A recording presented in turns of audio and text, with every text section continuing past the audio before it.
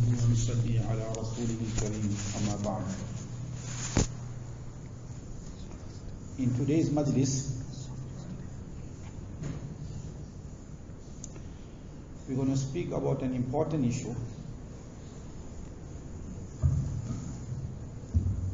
that is connected to each and every one of us. Hazrat Shah Rasulullah rahmatullah alayhi in his majlis states that for this tariq of suluk there are two usuls. The one usul being to eat what is halal. Very important. A person's nutrition, a person's income must be halal, and that is what creates nur in the heart. If a person nourishes himself with haram income and his body grows from haram, he can make dua every day to Allah Ta'ala, the dua will not get accepted. Anna yustajabu. How can the dua get accepted if his income is haram? How can the dua get accepted? So the fundamental key aspect is kulu min at-tayyibat.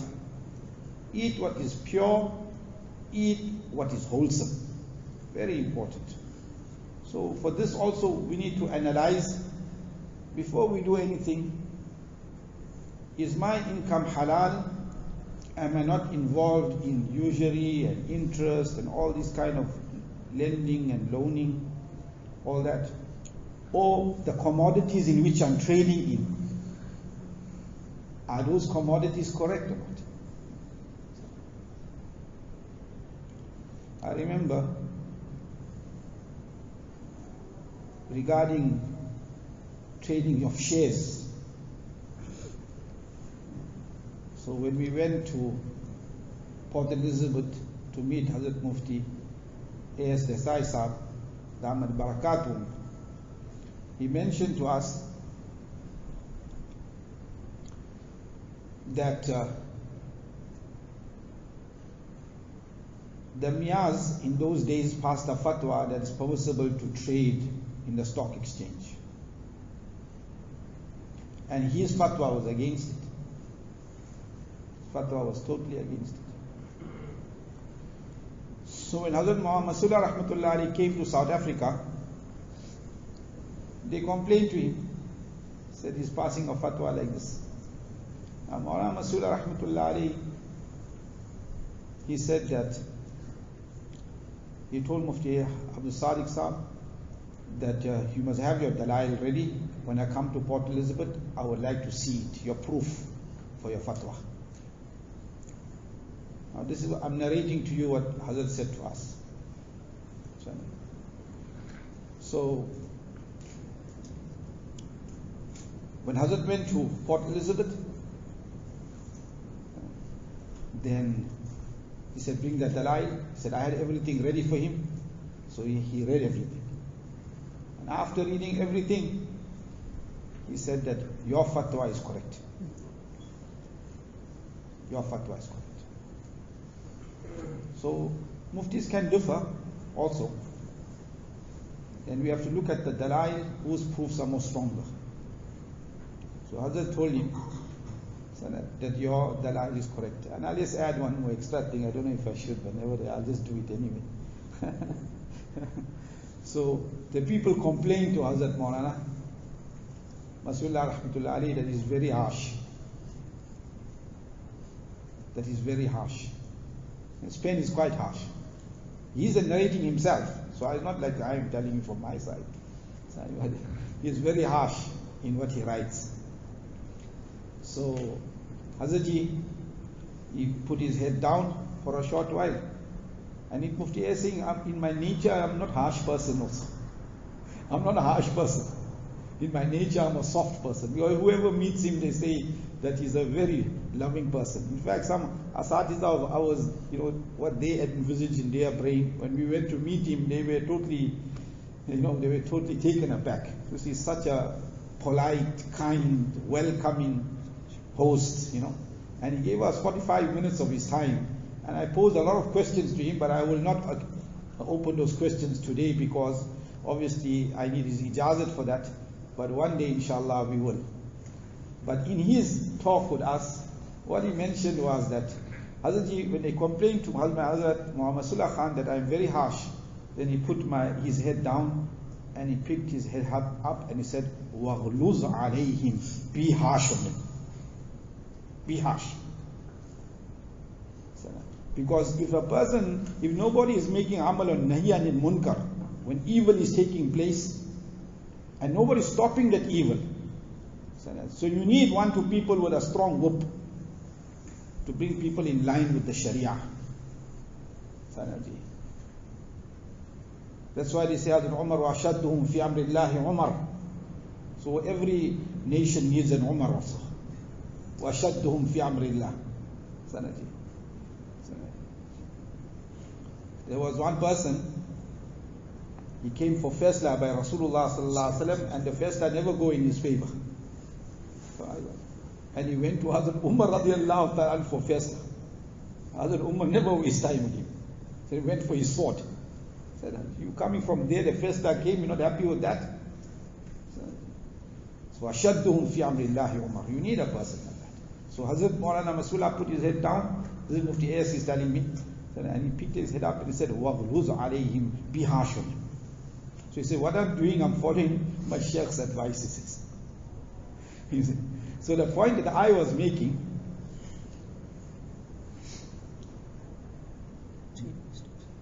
that we need to understand that our income needs to be halal. That's the first very important aspect. Income has to be halal. And secondly, husn akhlaq, good character. That's also fundamental in this tariq, good character. Now what would we understand good character to be? What would be the definition of good character? So Hazrat Shah Wasullah Rahmatullah Ali gave 2 definitions. Both of it basically is the same thing, but different words. He says in Manhajul Ummal, is written there, حسن الخلق هو معاملتك مع كل أحد بما يسره إلا مما يخالف الشرع. That a person would interact with another person in such a manner that he will make him happy. When you meet somebody, that's why it comes in a hadith, meet him with a smiling face. So when a person you meet him, he must feel that you warm to him. You're happy to see him. And that's the akhlaqi fariza also. Somebody comes to your house, then you must offer him tea, coffee, everything. Not when he's leaving your house, when he's about to go, now you're going to have coffee and tea. You'll have something to drink. This fellow was sitting there 15 minutes, you never even open your mouth to offer him anything, and now when he's going away, now you're saying you want something. That is not mehmani. And some fellows, when mehman come in a house, they won't even come out from their room to make salam also. That's terrible behavior. Terrible akhlaq. Some people, they won't even tell the person, come inside your house. Make him stand by the door. What kind of behavior that is? There's a lot of things that we are getting wrong in our society. Let me tell you, a lot of things we're getting wrong. A lot of things. So that we are doing wrong. For example, it comes in a hadith sharif that you must send some, whenever you cook, you must send to your neighbor. Add a little bit gravy to it. Send to your neighbor. That's how you keep neighborly ties. Tell us who makes amal on that today. إِذَا تَحَادَيْتُمْ تَحَابَبْتُمْ. If you give gifts to one another, your muhabbat will increase. Who does that nowadays? In South Africa, that riwaj is finished. Of giving gifts to one another, sending some food across to the neighbor, that all sunnat is finished, that's gone. So only if they make something really tasty and something new dish, new style, new preparation, now to show the neighbor how much we have perfected the art, then they will send something across. And then that's a musibat if the neighbor sends something across also, because now we have to return the plate. And we can't return the plate empty also. You see, so then now that's a musibat. Somebody sends something, it has become a musibat. You see, because how are we going to return the plate now, an empty plate? How are we going to do that? Do you understand that? So our whole society is gone. I'll tell you the reason why. Because of formalities. We have become, just too much of formalities in our society. Halaki, the Sahaba Ikram, they had no formalities in them. The Sahaba Ikram said that in their life they never knew what was formality. أبرها قلوبا وأعمقها علما وأقلها تكلفا. They had no takalluf in their lives, formality. They weren't doing anything to show. If you made a beans curry, a simple food, what's wrong in sending that? Or if you made a piyaz curry only, with onions only, and you send that across, what's wrong in sending that? No, there's nothing wrong. So that muhabbat will remain. But we have to, all these things, those sunnats have left us, are leaving us one by one. All the sunnats are leaving us one by one. And Shah Rasulullah said an ajib thing. He said, one person came to my house, one person came to me and he complained that it seems like our houses have become a Jahannam. That's the complaint he made to Shah Rasulullah rahmatullah alayhi. So Hazrat Shah Sahib said, if we start leaving out the sunnats and we don't worry about our akhlaq, the punishment of that is, the first punishment is your house will become a Jahannam. That will be the first punishment. Once we start leaving out sunnats, trivializing the sunnats, and don't worry about good akhlaq, the first punishment that's going to happen is the house will be turned into a Jahannam. Never find peace there. Shah Rasulullah said this himself. So I was saying to you that in this line there are two major points. One is your income has to be halal, and the second thing is akhlaq fadila. And what is the definition? He says, Maulana Rashid Ahmad Bongoi, he put it in these words. He says, mu'amalatul makhluq hasba rida'il khaliq. That you have the ta'alluq with Allah's makhluq in a way that is pleasing to Allah Ta'ala. That is good akhlaq. That is good akhlaq. And for example, Shah Rasulullah gives some examples of the beautiful kirdar and akhlaq of Rasul Pak sallallahu alaihi wasallam. Wa innaka la ala khuluqin azim. The Quran says, you are on great akhlaq. Your akhlaq is great. Quran has praised you. Allah said you got great akhlaq. So if Allah says it, Allahu Akbar. What kind of akhlaq? The Hadith Sharif says, إِذَا الْتَفَتَ إِلْتَفَتَ مَعًا. If somebody would come to him to greet him, to meet him, he will give him full attention. So until that person has come in front of him, he won't divert his attention to anybody else until he's not finished with that man. So then if somebody gave his hand in musafaha, he would give his Mubarak hands in musafaha, and he won't withdraw his hand. He won't. He would, until he can see that person is not withdrawing, he won't withdraw. He'll make sure his hand stays there. The Mubarak hands of Rasulullah sallallahu alaihi wasallam, no matter who it is. He gave your hand, he gave his hand. He's not even withdrawing his hand till that person doesn't withdraw the hand. Now tell me, how happy will that person become? That Allah's Rasul is giving me this kind of attention. That's why every Sahabi felt he loved me the most. Every Sahabi felt in his heart that Rasulullah loved me the most. He gave so much of love. They became fida over him. Fida. Absolute fida. And the beautiful akhlaq that he portrayed. He says in a hadith, بُعِثْتُ مُعَلِّمًا and بُعِثْتُ لِأُتَمِّمَ مَكَارِمَ الْأَخْلَاقِ. I have been sent as an educator, and I have been sent to complete your perfect akhlaq. That's what I have sent. And this is, his akhlaq transcended actually. It went from one sahabi, for example, he was rahmatul lil alameen. He was rahmatul lil alameen. He was the most merciful. So in the whole world, Rasulullah sallallahu alaihi wasallam, so merciful, kind person.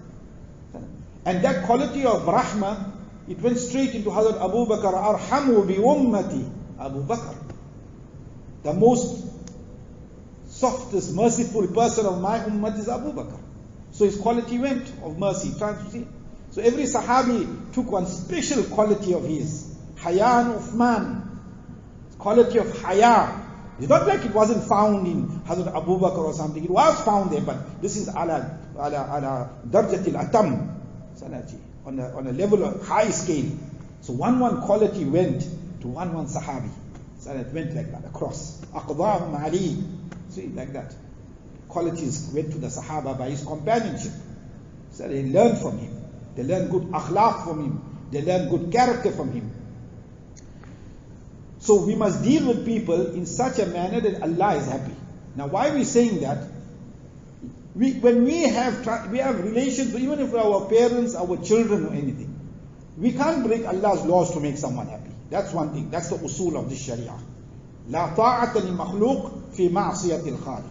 We can't obey any creation of Allah Ta'ala if it's going to lead to the ma'siyat and sin and displeasure of Allah Ta'ala.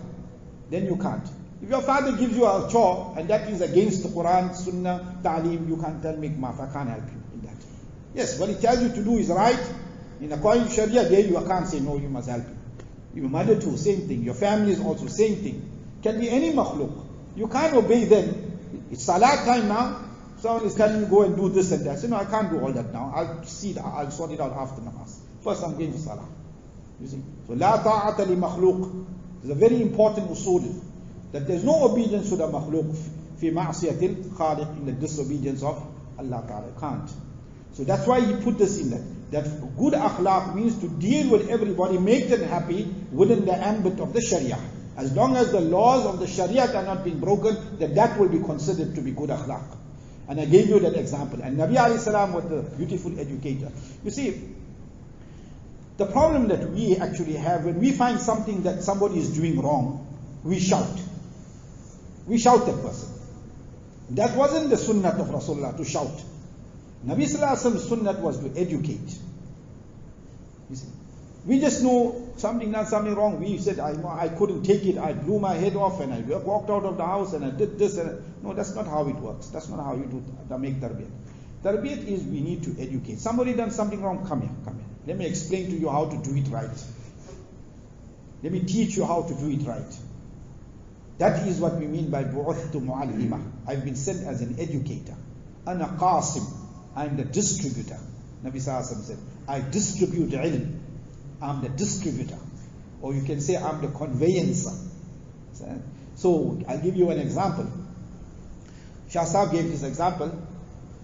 He says that, comes in a hadith, very famous hadith. One person comes into the masjid, one Bedouin, and he starts urinating in the masjid. Urinating in the masjid.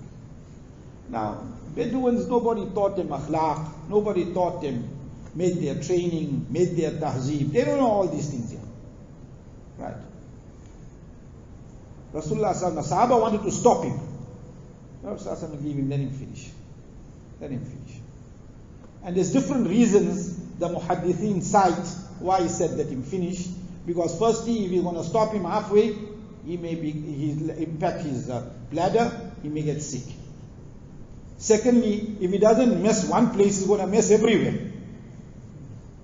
You understand? He's going to mess everywhere, so it's going to be more problem. Rather just let him finish. So after he finished urinating in the masjid, he called him. He said, the masjid is not for this. The masjid is for the zikr of Allah Ta'ala and for ibadah of Allah Ta'ala. He told him everything nicely, explained to him. But the way he explained to him, never shout him, never raise his voice, never educated him. Now that person, that Bedouin, he went back to his tribe and he spoke about the beautiful tolerance of Rasulullah sallallahu alaihi wasallam. It had such a big impact on him. He started praising Rasulullah sallallahu alaihi wasallam. Allahu Akbar. Can you imagine how beautiful educator he was? There's something also, I was supposed to mention this earlier. What I've noticed is, in our masajid, even till now, even this masjid, most of the masjids, we're not making ourselves straight. Our heels are not on the line. Halaki, if you look at this musalla here, So there's this back line here. See, there's this border. Our heel should be here. It doesn't matter where your toes are coming, protruding in front. That doesn't matter. This is the line that everybody's heel has to be. Now I read namaz in the first, second saf, then I look at the saf in front of me. I tell you 99% is going haywire. So one fellow front, one fellow back, one fellow halfway front, one fellow halfway back. Is not in line. Halakha is against the sunnah. It is the sunnah of Rasulullah sallallahu alaihi wasallam. He would not start the salat until he would straighten the sufuf. He would walk out in the safs to see if the safs are straight. To the point that the Sahaba understood it so well that you could use the saf to straighten their arrows.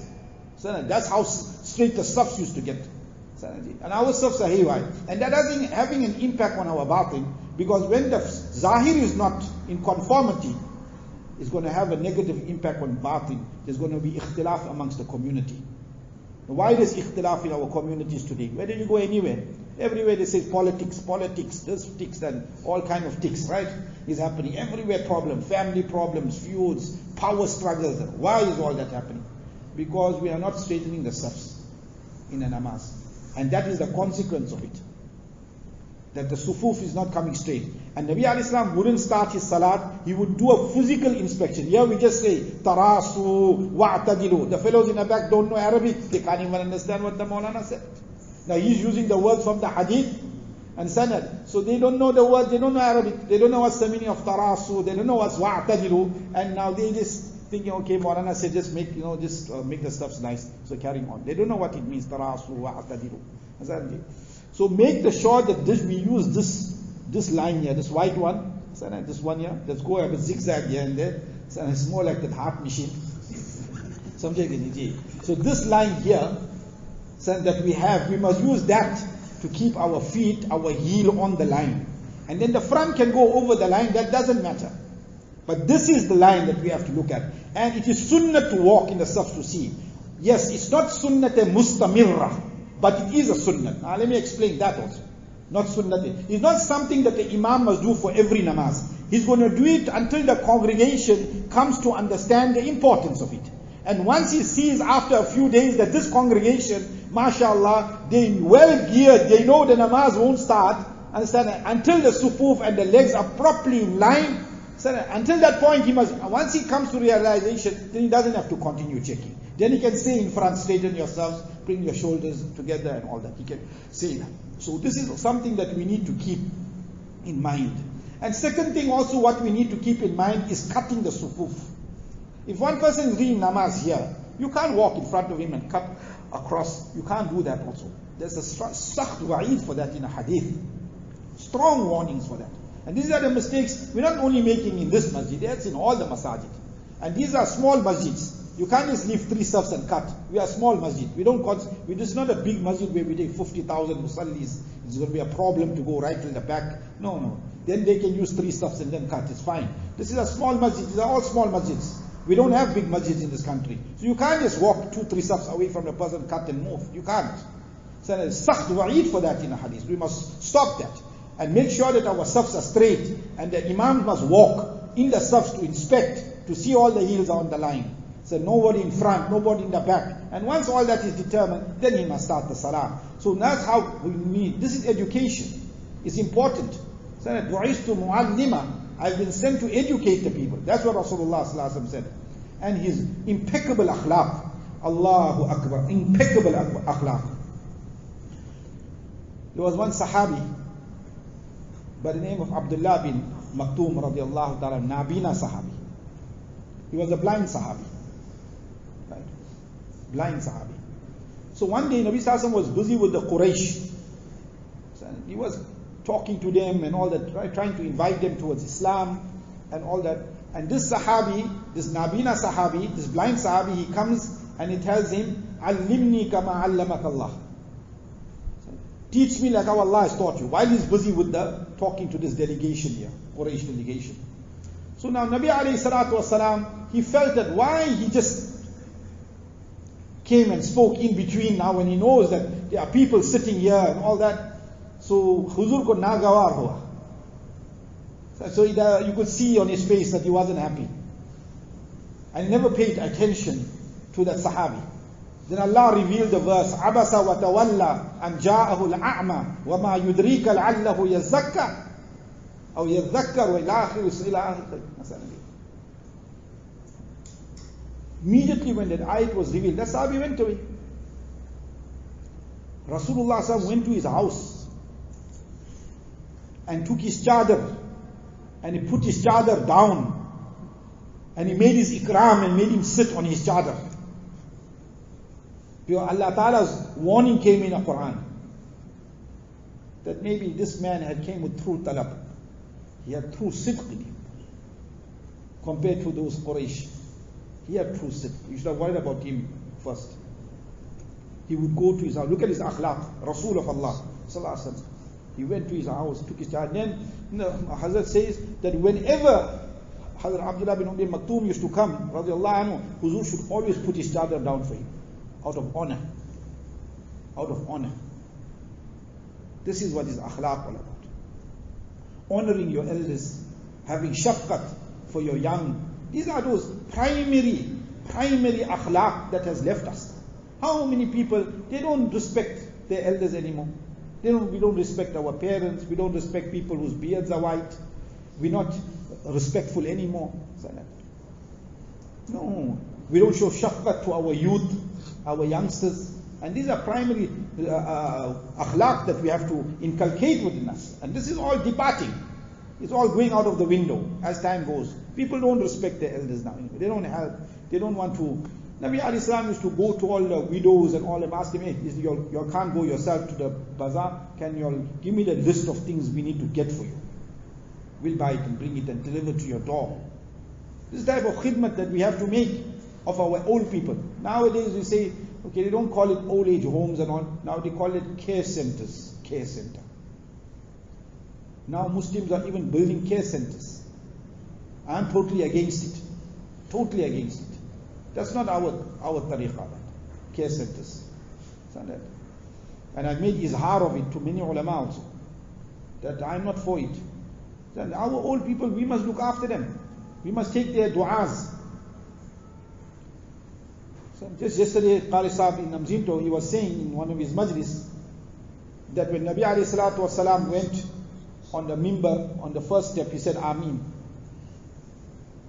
He said, what was the first Ameen for? He said, if a person finds his parents in old age and he doesn't gain his Jannat, may such a person be destroyed. For that Rasulullah said, Ameen. Man, we find our parents in old age, we can't take their du'as. We can't make their khidmat. They became a burden for us. Every small thing they ask for us to do is like a big wazan on our heads. We can't do it, we can't help. We can't serve them. Allahu Akbar. Where have we gone? Where have we gone? And then on the second step he said Ameen again. So what was the Ameen for? On the second step. He said because if the Ramadan Sharif comes and if a person's maghfirat wasn't taken place, may such a person be destroyed. For that Rasulullah said Ameen. You see? So our akhlaq is gone. The akhlaq of our youth is gone. So we haven't got good akhlaq anymore. And that's the cry of everyone today. Our akhlaq is in the gutter. May Allah turn us around. So all is not lost. Inshallah, by having such majalis, then inshallah awakening will come. We'll become more, inshallah, alert that we should be better people. And we should treat people also with respect. There was one person that came. Oh yeah, and then the same Sahabi, Hazrat Shah Sahib says that he was Nabina, but he used to also go in jihad. And as a Nabina Sahabi, he was a horseman. And he even took a part in Ghazwa Qadisiyah. And you know, like when you are in battle, you have to attack and defend and all that. He says, with the barakat and the tawajuh of Rasulullah, being a blind man, he was able to do it. As Abdullah bin Maktoum, radiallahu anhu. Allahu Akbar.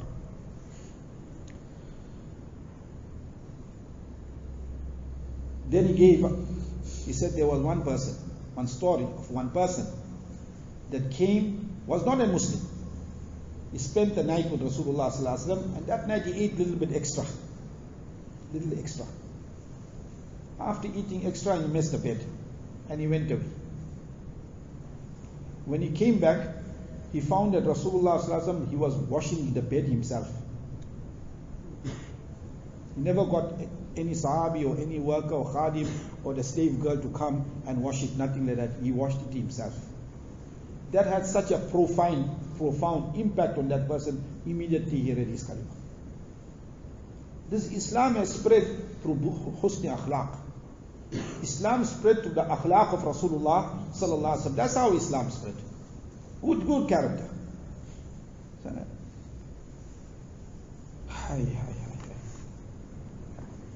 That is why Hazrat Umar radiallahu ta'ala anhu, when he was going to conquer Baytul Maqdis, so they told him that, change your dress, wear nice clothes, change your camel and take a nice horse, because you must go with and make an impression when you reach there. Baytul Maqdis. He's going to conquer Baytul Maqdis. So on the way to conquering Baytul Maqdis, he stopped the horse, he wore the clothes, he took the horse, everything, he stopped, he said, no, bring my old clothes back. I'm not comfortable with this. I'm not comfortable. Hazrat Umar radiallahu anhu changed, he took his camel and changed his clothes back to his patch clothes. And as he's entering Baytul Maqdis, the Jews, they're seeing now, because they got in their scriptures what kind of a person, what will be, how he will be dressed, how he will enter, all that description they had. So they wanted to see if that description matches Hazrat Umar entering into Baytul Maqdis. And what they found, that description was matching what they had read. So immediately there was no fight, they just handed the keys over. It was Hazrat Umar radiallahu anhu. So that's why our Akabir. Bulan akhlaq. Hazrat Ali radiallahu anhu, we know the mashhur waqiyah. He had one fellow on the ground. Had the fellow on the ground, pinned down, sitting on his chest, about to kill him. The fellow spat in his face. Immediately he jumps off. He leaves him. The fellow says, why you spared my life? He says, because now when you spat in my face, you angered me. So it was my revenge. And I wasn't doing it for Allah anymore. And I didn't want to kill you if my niyat is that I'm not doing it for Allah. So he left. Immediately that person also accepted Islam. I don't know how many people of his family also accepted Islam. This is how Islam spread. Through husn akhlaq. Allah Ta'ala give us this dawlat. These are very important sabaks that we need to learn. And Hazrat said, Maghrur Zahid Salamati ke saath nahi kar sakta. A person may be a Zahid, he's away from the world, everything, but he got ghurur in his heart. He got pride in his heart. He can't traverse this road here. बल्कि गुनहगार आजिज Darussalam तक पहुंच जाएगा. Person is a sinner, but his ajiz is helpless in Qadar, no pride. He'll travel the road. This road he'll make it to the end. He'll go to Jannat. And he said ajeeb thing. He said Allah ke yahan there's one sifat that you won't find by Allah, and that is ajizi. You won't find ajizi by Allah. By Allah you only find pride and kibr. Walahul kibriya. There's no ajizi by Allah. Helplessness, inkisari, abdiyat, that you won't find by Allah, because He's ma'bud. You won't find that. So if you're going to present kibr to Him, why must He accept that when He already has that? He will reject it, throw it out. He won't accept it. He won't accept pride. He will never accept pride. Allah Ta'ala, why? Because there's only pride there. وَلَهُ الْكِبْرِيَا. Only for Him is kibriya. وَلَهُ الْكِبْرِيَا فِي السَّمَاوَاتِ وَالْأَرْضِ. But there's no ajizi by Allah. There's no helplessness. So if there's something He will accept, is if you bring your helplessness and place it by Him. That's what He's going to accept from us. That is why this whole road is a road of ajizi. And whoever was successful in this journey was because he had killed his nafs.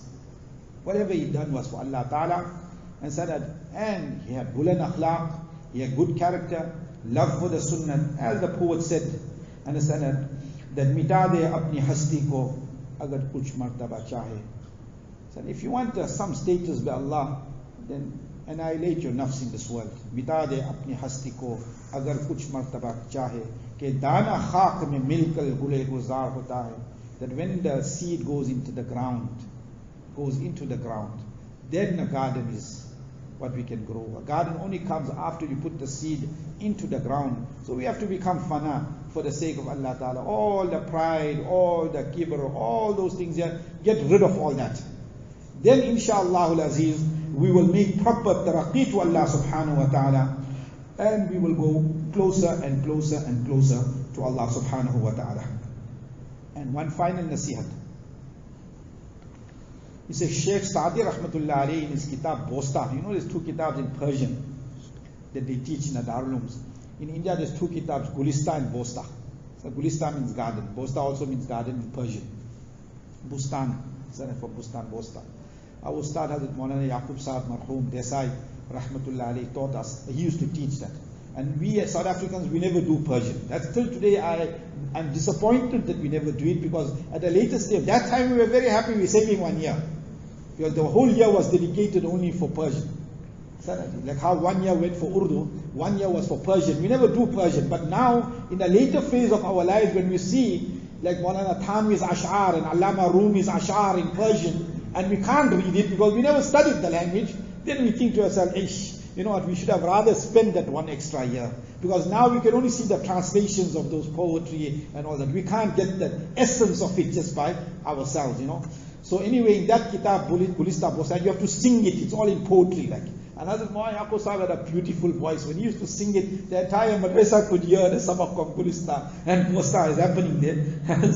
So in Gulista and Bosta, they have got there in that kitab, this thing, the Sheikh Saadi rahmatullah alayhi, he says, Logo ko hiqarat se mat dekho. Don't look down upon anyone. Because there are a lot of people who are standing, wo phisal jate hain. They fall down. And those that were down, they stand up and take their place. You see? A lot of people, sometimes kibr comes in our heart. Then we say we're doing more than the next person, we think we became something. No, you become nothing. Somebody may aibaji. It's nothing. So Allah gave tawfiq, that's all. Make shukr. Today Allah gave you tawfiq, tomorrow Allah gives somebody else tawfiq. And if we have ghurur, the tawfiq is snatched away. Allah takes it away also. Somebody may aibaji gave you tawfiq, what you done with it? But that's why ilm also can be a means of kibr also. Ilm can take a person. That's why we have to go to mashayikh, so that they keep us down on the ground. Like Hazrat Maulana Abrasa rahmatullah alayhi used to teach us, na ilm hai, na amal hai, siwai sharmindagi ke. We don't have knowledge, we don't have amal. We only are ashamed for the sins that we have committed. You understand that? So those sabaks, where are we going to learn those sabaks? At the feet of the mashayikh, so that we don't get wings, we don't start flying anywhere. So that we remain rooted to the ground. Saraji, we don't go anywhere. Saraji, that's the ta'aleem of our akabir. Right till the end, this was their ta'aleem. So don't look down at anyone. Maulana Masihullah rahmatullah alayhi, I don't think I went into any majlis in which he never said kisi ko hiqar se mat dekho. Every majlis he used to mention it. Every majlis Maulana Masihullah used to say, don't look down on anyone. And when it came to the end of his life, when he was unable to do correspondence anymore, he couldn't answer people's correspondence because of old age. So what he would do, when the letters used to come, he had one small parchi that was ready, like for everyone. So he just put it inside the letter and send it back. And in that parchi, there was standard, like in his old age, I'm too old, I can't read what you wrote, so make me maaf, but my nasiyat is, don't look down on anyone. Don't look down. That's what Muhammad Sallallahu Alaihi Wasallam said. Every person in his old age, kisi ko hiqarat se mat dekho. And that's what Sheikh Saadi is teaching us. A lot of people are walking, so that they look down on somebody, that fellow is down. And the same fellow walking, he slipped and he fell down. And that fellow was down. Allah made him stand up. But he took your place. So Allah give us tawfiq to make amal. Islam spread with good akhlaq. Islam spread with good ta'aleem. And we must inculcate that in ourselves, in our children also. so that we are, when we are living on this world, then people know that ye log buland akhlaq wale hai, they have good character, noble character, and treat people with respect. Every human being, no matter who he is, treat him with respect. He is the makhlooq of Allah subhanahu wa ta'ala. That will win his heart over, inshallah al-aziz. That's why the Sahaba became fida on Rasulullah sallallahu alaihi wasallam, because he showed every human being respect. He showed everyone love. He showed everyone affection. And he did proper training. When we make Islam, we make such Islam that we chase people away. That's not called Islam. Wo to bhagana hai logon ko. We have to make Islam that you make the Islam also when a person doesn't run away. He still wants to be with you after making the Islam. That's how Islam is made. That's the correct way of making Islam. Muhammad Sallallahu, if he tells you something, you fight with the man. No, you won't fight. He's such a loving man. He's telling you for your own benefit. Why you want to fight him? So, how my taluk started with Maulana Brasa? Islam. I was reading namaz in the Sahel. He was reading namaz behind me, and he saw that my feet was coming up from the sajda. So he called me after that, and he told me that, I watched your feet. It's coming up from the ground. And if a man's feet comes out from the ground for the duration of more than 3 subhanallah, his sajda is broken. And if your sajda is broken, means the namaz is broken. Namaz is gone. So I told him, Hazrat Jazakallah for telling me, I never paid attention. So I was young also that time. It was third year alim course. But I told him, I went to thank him for telling me. And he got very happy, because people, when you tell them, this is what you're not doing right, they feel annoyed. Why are you telling me? Very seldom somebody is going to come and say, thank you, Jazakallah for telling me. Now if a person, your senior, tells you something for your own benefit, why? When we're reading namaz, we must say takbir tahrima loud enough for us to hear it. Allahu Akbar. You must be able to hear it. Then only your takbir tahrima is valid. When we're reading namaz behind the imam, you must add in your niyat, I'm reading behind this imam. You don't add that clause. Your iqtida is not correct. People reading namaz for years and years and years and years, but they're not adding the clause. So the iqtida is not correct. So there's so much to learn. Where are we going to learn all this? Allah will teach us. Out of love and shafqat and affection. Allah give us, imbibing us in these beautiful qualities, and accept from us these majalis. Inshallah al-Aziz. Allah Ta'ala give us tawfiq to continue the silsila that we have started. Make it beneficial firstly for myself and for all of us. This is tarjumani of the ilm of our akabir. It has nothing to do with me. What I read in the kitabs, I come and express it to you. It's my words, but somebody else's statements, somebody else's thought processes. Our job is make tarjumani of the ilm and the ta'lim of our akabir ulama. May Allah fill their qubur with nur. Allah Ta'ala make it a means of elevation for us in this world, the qabr and the akhirat. Wa akhiru da'wana alhamdulillahi rabbil alameen. We'll make zikr for 5-10 minutes.